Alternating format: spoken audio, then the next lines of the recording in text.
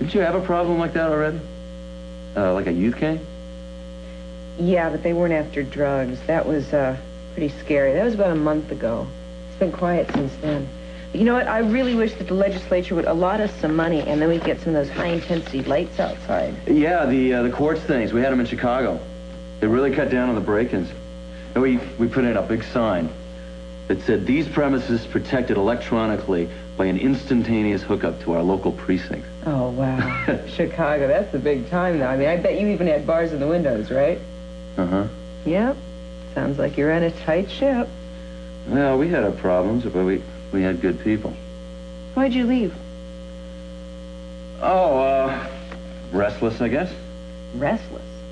I have never known you to be restless, Mark. Not back in high school, anyway. Well, now, don't people change a little bit after high school? I think you're the most walking example I know. When we graduated, you were going to be Sister Mary Dogood for the rest of your life. Boy, are you good at that. What? Changing the subject. You know, every time I ask you a question, try to figure out what you've been doing with yourself these last few years, you turn the conversation around to me. It's unintentional, I assure you. It's just that I think your life's a little more interesting than mine at the moment.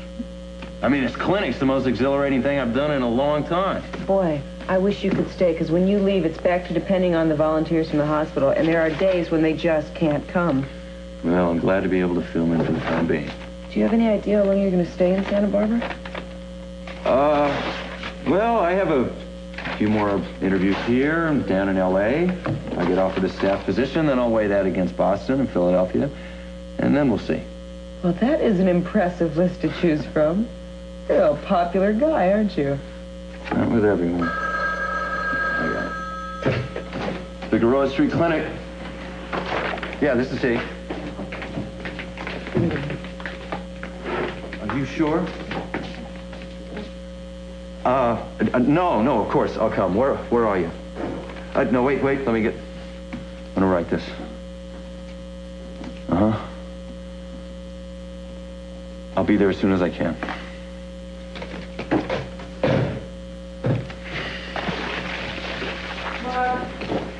Yeah. He's been complaining of belly pain for since late last night. His temp is 100, and his lower right quadrant seems to be very tender. Now, should I get some blood and see if we're dealing with a hot appendix here? Yeah, that sounds good. Listen, Mary, I have to go out for a while. What? Right now? Where? I have to meet someone.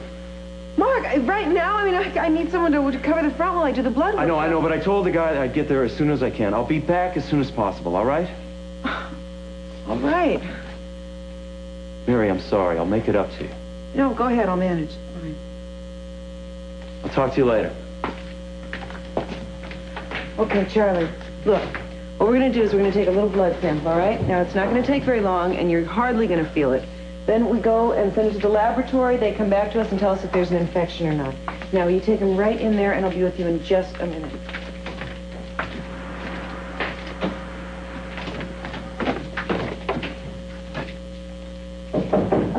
Be right with you. That's all right. Patience was never the tough one for me. It was silence. There is a bell. It looks like you could use some help around here. Just point me in the right direction. Oh, how wonderful to see you. How did you find me? Sister Madeline told me you were working here. Oh, that's right. I've been writing her letters ever since. How are all the sisters? They're fine. They seem to think they could get along without their Mother Superior. So they packed me off to take advantage of some special seminars at the medical school here. Oh, wonderful. So you'll be around for a while. I'll be staying with the Little Sisters of the Poor. It's not far from here. Sister Monica will take care of things while I'm gone. Sister how is she? Still worrying about her weight. Oh, yeah. How are you, Mary? You look well. Oh, I am well. I mean, all things considered, I'm doing much better than I thought I would. We miss you. Oh, I miss you. I'm especially days like today when I don't even have a moment to breathe, and I really miss those moments that were set aside for just contemplation. You need to find a way to include them in your new life. Well, I do, but without success. Listen, can you wait a minute? I have a patient right in there. Oh, of course I can. And I'm perfectly serious about helping. What can I do? Oh boy. Well, if you could cover the front desk, and if anyone comes in, could you get a history while I'm working with the well, patient? of course I can. Could you answer the phone if it rings?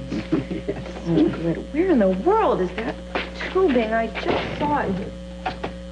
Mark, could the desk.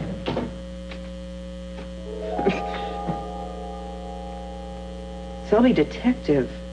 Mark hired a detective? It was such a little thing. When they let me change these sheets, I realized it was the very first kind thing I've been allowed to do for you in months. Actually, it was the first thing that I'd done that I actually felt like I was taking care of you a little bit. You know, Daddy,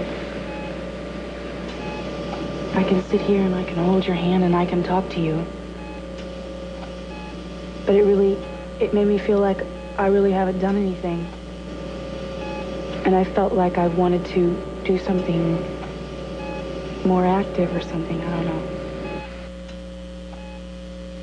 Wish you could see these hospital corners. I don't think they'd pass inspection with the Army, but I was kind of impressed with them. You know, I can just hear what you're thinking right now. She never made a bed in her life. I remember when we were little and you used to tell us that we shouldn't depend on Rosa for everything and that our responsibilities were our rooms.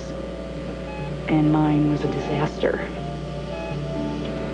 And there was this peanut butter jelly sandwich that took on a life of its own underneath my bed, and clothes that were sort of draped everywhere with ballet slippers sticking in and out of all the dresser drawers. But my bed was always made. It was my one concession to neatness, and I was fanatical about it. I'm sure that you would be laughing right now about Eden in a messy room. And I would give anything to hear it. You have the greatest laugh. Your laugh could melt the South Pole, I used to tell you. I refuse to think that I'm not going to hear it anymore.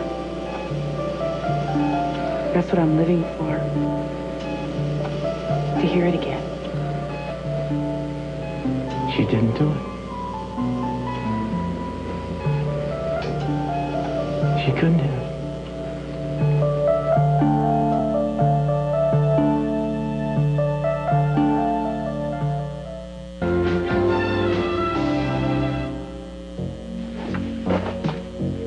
I offer you some fruit, Mr. Hartley. Dates from the island of Mykonos. They are really quite delicious. Care to have one? I think you ought to reconsider. You see, when my friends here are finished with... My associate had to leave unexpectedly, and...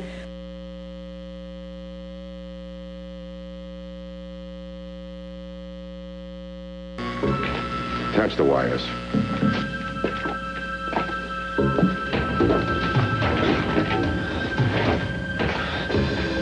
Yes, I understand, but look, we're very short-handed this afternoon. My associate had to leave unexpectedly, and I've had to refer 4 people to your emergency room already, and I really hate to do that unless it's absolutely necessary.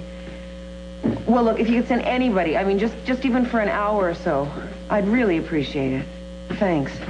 Remember to use the ice at home. It'll help the swelling. Oh, can it be we actually have this place to ourselves? Well, not for long. We're going to have 6 pregnant teenagers in here for a class in prenatal nutrition, which I'm going to have to teach because Dr. McCormick is not back. I mean, he may get... No, there's probably not going to be time. Dr. McCormick's the man you mentioned before? Yes, Mark.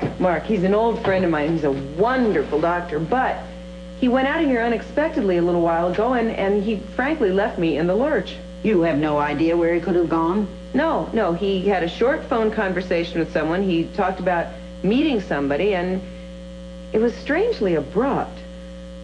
But frankly, that's not the first time I've noticed something strange about him. In what way? Well, he used to be the most open, relaxed kind of guy, and now there's this tightness about him, as though he's afraid to reveal too much of himself. And I've tried not to ask too many questions, but I think he needs to talk to somebody. It takes time for some people to open up. Like me. Like you. It is usually worth the wait. The fact that he sought you out and came to work here probably means that when he's ready, you're the one he'll confide in. If he sticks around long enough. Is he planning on leaving soon? Oh, yeah, he's interviewing for staff positions at various hospitals. He knows, of course, about you leaving the order. Yeah, he read about it in the newspaper.